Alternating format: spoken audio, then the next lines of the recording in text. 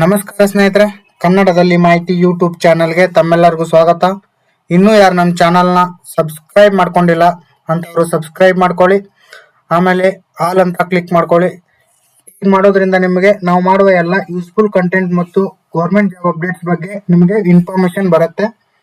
So ಇದರಿಂದ ಯಾವುದೇ video miss ಆಗೋದಿಲ್ಲ. ಇವತ್ತಿನ ಈ ವಿಡಿಯೋ ಬಂದ್ಬಿಟ್ಟು ವಿಲೇಜ್ ಅಕೌಂಟೆಂಟ್ ಬಗ್ಗೆ ನಾನು ಈಗಾಗಲೇ ಒಂದು ವಿಡಿಯೋನ ಮಾಡಿದ್ದೆ. ನೀವು ಅದನ್ನ ಕೂಡ ನೋಡ್ಕೊಂಡು ಬರ್ಬೋದು, ಹೇಗೆ ಅಪ್ಲೈ ಮಾಡೋದಂತ. ಈ ಒಂದು ಗ್ರಾಮಾಡಳಿತ ಅಧಿಕಾರಿ ಹುದ್ದೆಗೆ 9 ಲಕ್ಷ ಅರ್ಜಿ ಸಲ್ಲಿಕೆ ಅಂತಂದ್ರೆ ಇದು ನಿಜಾನಾ ಅಂತ ಅನ್ನೋದು ಒಂದಷ್ಟು ಜನರ ಕ್ವಶನ್. ಏನಂತಂದ್ರೆ ಸುಮಾರು 9 ಲಕ್ಷ ಜನ ಅಂತಂದ್ರೆ ಇದನ್ನ ಡಿವೈಡೆಡ್ ಬೈ 1,000 ಹುದ್ದೆಗಳು ಅಂತ ನಾವು ಅನ್ಕೊಂಡ್ರೆ ಒಂದು ಹುದ್ದೆಗೆ 900 ಜನ ಅಪ್ಲೈ ಮಾಡಿದಂಗೆ, ಅಂದ್ರೆ ಒಂದು ಹುದ್ದೆಗೆ 900 ಜನ ಕಾಂಪಿಟೇಷನ್ ಕೊಟ್ಟಂಗೆ. ಸೊ ಅಂತಂದ್ರೆ ಇದು 5 ದಿವಸದ ಹಿಂದೆನೆ ಡಿಕ್ಲೇರ್ ಆದಂತ ವಿಷಯ. ಏನಂತಂದ್ರೆ ಒಂದು KPSC ಕಡೆಯಿಂದ 9 ಲಕ್ಷ ಅರ್ಜಿ ಸಲ್ಲಿಕೆಯಾಗಿದೆ 1,000 ಗ್ರಾಮಾಡಳಿತ ಅಧಿಕಾರಿ ಹುದ್ದೆಗೆ. ಅಂತಂದ್ರೆ ಅಭ್ಯರ್ಥಿಗಳು ಏನ್ ಥಿಂಕ್ ಮಾಡ್ತಾರೆ ಅಂತಂದ್ರೆ 9 ಲಕ್ಷನ ಹಾಕಿದಾರ ಅಂತಂದ್ರೆ ಅಪ್ಲಿಕೇಶನ್ ಹಾಕೋದಾ ಬೇಡವಾ ಅನ್ನೋದನ್ನ ಥಿಂಕ್ ಮಾಡ್ತಾರೆ. ಯಾಕಂತಂದ್ರೆ ಎಲ್ಲರಿಗೂ ಬರುವಂತ ಕಾಮನ್ ಥಿಂಗ್ ಅಂತಂದ್ರೆ ಅದು. ಇದರಲ್ಲಿ ನಮಗೆ ಜಾಬ್ ಸಿಗತ್ತಾ ಅನ್ನೋದೇ ಎಲ್ಲರ ಒಂದು ದೊಡ್ಡ ಕ್ವಶನ್. ಇದನ್ನ ನಾನು ಕ್ಲಾರಿಫೈ ಮಾಡ್ತೀನಿ. ಹೇಗಂತಂದ್ರೆ 9 ಲಕ್ಷ ಜನ ಹಾಕಿದಾರಂತಂದ್ರೆ ಎಲ್ಲರೂ ಅದರಲ್ಲಿ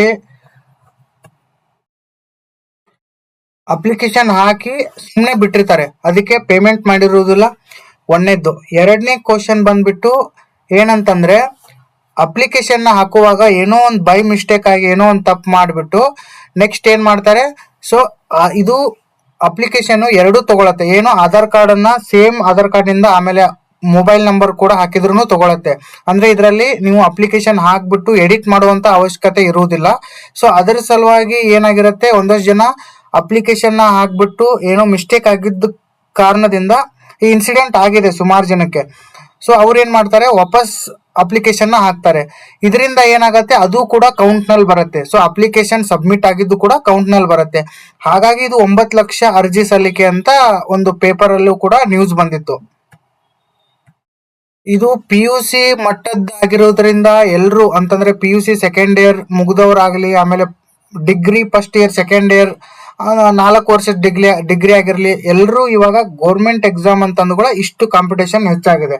ಯಾಕಂತಂದ್ರೆ ಮೊದಲು ಒಂದು ವಿಲೇಜ್ ಅಕೌಂಟೆಂಟ್ ನ ಒಂದು ಸೆಕೆಂಡ್ PUC ರಿಸಲ್ಟ್ ಮೇಲೆ ಪರ್ಸೆಂಟೇಜ್ ಮೇಲೆ ಒಂದು ಆಯ್ಕೆ ಮಾಡ್ತಿದ್ರು. ಆದ್ರೆ ಇವಾಗ KPSC ದವರು ಇದೊಂದು ಹೊಸದಾಗಿ ಅನೌನ್ಸ್ ಮಾಡಿದ್ದಾರೆ. ಏನಂತಂದ್ರೆ ಎಕ್ಸಾಮ್ ಇಟ್ಟು ಅದರ ಮೇಲೆ ಕ್ವಾಲಿಫೈ ಮಾಡೋಣ ಅಂತ. ಸೊ ಅದಕ್ಕಾಗಿ PUC ಮತ್ತೆ ಡಿಗ್ರಿ ಪಾಸ್ ಆದವರೆಲ್ಲರೂ ಕೂಡ ಅಪ್ಲಿಕೇಶನ್ ಹಾಕಿದ್ದಾರೆ. ಆದ್ರೆ ಎಲ್ಲರೂ ಕೂಡ ಅಟೆಂಡ್ ಮಾಡ್ತಾರೆ ಅಂತ ಅನ್ನುವಂತ ಒಂದು ಭರವಸೆ ಯಾರಿಗೂ ಇರುವುದಿಲ್ಲ. ಸೊ ಅದಕ್ಕಾಗಿ ಇಲ್ಲಿ ಕ್ವಶನ್ ಏನಂತಂದ್ರೆ, ನೀವು ಟ್ರೈ ಮಾಡ್ತೀನಿ ಅಂತಂದ್ರೆ ಸುಮ್ಮನೆ 9 ಲಕ್ಷ ಅರ್ಜಿ ಬಂದಿದೆ, ನಾನು ಟ್ರೈ ಮಾಡಿದ್ರೆ ಆಗತ್ತಾ ಇಲ್ವಾ ಅಂತ ಅನ್ನೋ ಕ್ವಶನ್ ನ ಬಿಟ್ಬಿಟ್ಟು ಟ್ರೈ ಮಾಡ್ಬೋದು. ಯಾಕಂತಂದ್ರೆ ಇದರಲ್ಲಿ 9 ಲಕ್ಷ ಜನನು ಅಪ್ಲಿಕೇಶನ್ ಹಾಕಿದವರು ಎಕ್ಸಾಮ್ ಬರೆಯೋದಿಲ್ಲ. ನಾನು ಹೇಳ್ತೀನಿ ಯಾಕಂತಂದ್ರೆ ಇದರಲ್ಲಿ 1 ಲಕ್ಷ ಅನ್ಕೊಳ್ಳಿ, 1 ಲಕ್ಷ ಆದ್ರೂ ಫೇಲ್ ಆಗಿರುತ್ತೆ ಅಂತಂದ್ರೆ ಅಪ್ಲಿಕೇಶನ್ ಹಾಕುವಾಗ ಏನೋ ಮಿಸ್ಟೇಕ್ ಆಗಿ 1 ಲಕ್ಷ ಜನ ಆದ್ರೂ ವಾಪಸ್ ರೀಅಪ್ಲೈ ಮಾಡಿರ್ತಾರೆ. ಆಮೇಲೆ ಇನ್ನೊಂದು ಲಕ್ಷ ಜನ ಅಪ್ಲೈ ಮಾಡಿ ನೆಕ್ಸ್ಟ್ ಪೇಮೆಂಟ್ ಮಾಡಿರೋದಿಲ್ಲ. ಈ ತರ ಏನೋ ಒಂದು ಮಿಸ್ಟೇಕ್ ಆಗಿ ಅಪ್ಲಿಕೇಶನ್ಗಳು ಜಾಸ್ತಿ ಆಗಿದೆ ಹೊರತು ಅರ್ಜಿ ಜಾಸ್ತಿ ಪೂರ್ತಿಯಾಗಿ ಕಂಪ್ಲೀಟ್ ಮಾಡಿ ಇದಕ್ಕಂತಾನೆ ಪ್ರಿಪೇರ್ ಆಗೋರು ಇರ್ತಾರೆ, ಬಟ್ ಕಡಿಮೆ ಅನ್ಕೋತೀನಿ. ಸೊ 9 ಲಕ್ಷ ಜನ ಹಾಕಿದಾರೆ ಅನ್ಕೊಂಡು ನೀವು ಓದೋದನ್ನ ಬಿಡಬೇಡಿ, ಟ್ರೈ ಮಾಡಿ, ಹಾಗೆ ಆಗತ್ತೆ. ಸೊ ಇದಿಷ್ಟು ಇವತ್ತಿನ ಮಾಹಿತಿ. ಇದೇ ತರನಾದಂಥ ಯೂಸ್ಫುಲ್ ಕಂಟೆಂಟ್ಗೆ ನಮ್ಮ ಚಾನಲ್ನ ಸಬ್ಸ್ಕ್ರೈಬ್ ಮಾಡ್ಕೊಳ್ಳಿ. Thank you.